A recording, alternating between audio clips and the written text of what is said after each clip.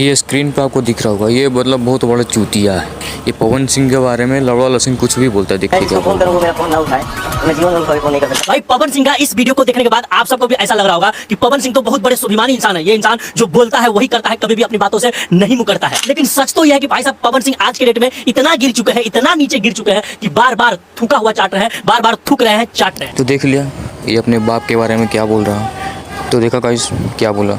और यहीं तक नहीं, इस गंडमरे ने अभी और भी कुछ बोला, वो भी देखिए अभी। और मुझे पता है कि अगर आप पवन सिंह के फैन हैं तो आपको बुरा लग रहा होगा मैं पवन सिंह के लिए ऐसा बोल रहा हूँ। लेकिन भाई साहब सच यही है, सच आपको सुनना पड़ेगा। क्योंकि यार पावर स्टार पवन सिंह भाई साहब बहुत कहते थे कि अगर एक बार हम किसी को फोन करें, वो फोन अगर नहीं उठाए तो मैं दोबारा उसको फोन नहीं करता हूँ। ये इतने बड़े स्वाभिमानी इंसान है। नहीं भाई, अगर पवन सिंह ने ऐसा बोला तो तेरे गांड में खुजली क्यों भरा? मिटा दूं तेरे को, ज्यादा खुजली भर रहा था। आज इनका हालत देख लो भाई कि फोन का बात तो छोड़ो, पैसा के चक्कर में अपना स्वाभिमान तक बेच चुके हैं, अपना गुरूर तक बेच चुके हैं। अब देखो यार बात दरअसल ऐसा है कि पवन सिंह अभी फिलहाल एक शो में गए हुए हैं, जिस शो का नाम है द राइज एंड फॉल। और इस शो में जाके पवन सिंह क्या क्या भसड़ कर रहा है, इसके बारे में मुझे नहीं बात करना, बल्कि मैं बात इसके बारे में करने आया हूँ कि पावर स्टार पवन सिंह कहते थे कि मैं बिग बॉस कभी नहीं जाऊंगा। बिग बॉस ऐसा शो है जहां नौटंकी होता है, जहां लोग गाली देते हैं, जहां पे लोग जाके एक प्याज के लिए लड़ते हैं, तो मैं ऐसा शो में कभी नहीं जाऊंगा। थोड़ा पवन सिंह का वीडियो देखो आप लोग। बिग बॉस में लोग जाइए, वो बहुत है नहीं सरकार बोली कभी संजीवन निकलो, कभी बात निकलो, कभी कलते उठ जाए, कुछ भी जाए, निकल बात कुछ नहीं निकलिए गई।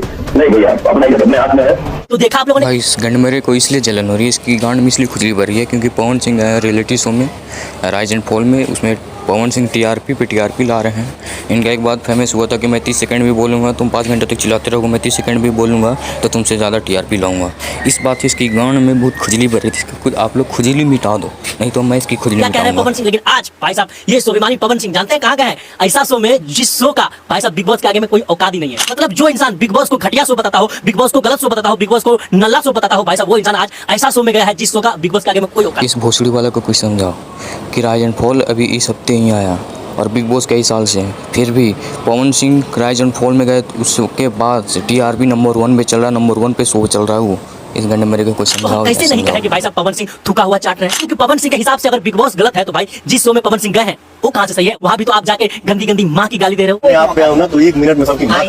तो सच में यार मुझे जहां तक लगता है कि इस चीज से पवन सिंह का इस फैसला से कोई खुश नहीं, क्योंकि भाई पवन सिंह का चाहे फैंस हो चाहे टीम के लोग हो, भाई कोई खुश नहीं है पवन सिंह का इस हरकत से। बाकी खैर जनता तो आप लोग है, आपको सब दिख रहा है। आप लोग कमेंट में बताइए कि आप लोग खुश है पवन सिंह का इस शो को जाने से, या फिर आप लोग क्या सोचते हैं इसके बारे में कमेंट में जरूर बताइए। और हाँ, मैं तो कहूंगा कि इस वीडियो को दबा के शेयर करिए, पूरी बिहार को बताइए कि भाई पवन सिंह का स्थिति क्या हो चुका है कि चंद पैसों के चक्कर में कहीं भी जा रहे हैं, कुछ भी कर रहे हैं। बाकी बात बिताना चाहेंगे, मिलते हैं फिर किसी ऐसे वीडियो। तब तक के लिए जय हिंद जय बिहार। तब भोसड़ी ये बता, तू भी तो गान ही मरा रहा है यूट्यूब पे आके दूसरे पे वीडियो बना के। तू कौन सा चंद पैसों के लिए तू मतलब गान मरा रहा है? चंद पैसों का तू पैसा नहीं ले रहा, तू गान मरा रहा है, अपना वीडियो बना रहा है, ये बता। और हाँ भाई, जहाँ तक तूने बोला पवन सिंह से आप लोग खुश है तो कैसा होता है कमेंट। भाई हम लोग बहुत खुश हैं, समझा।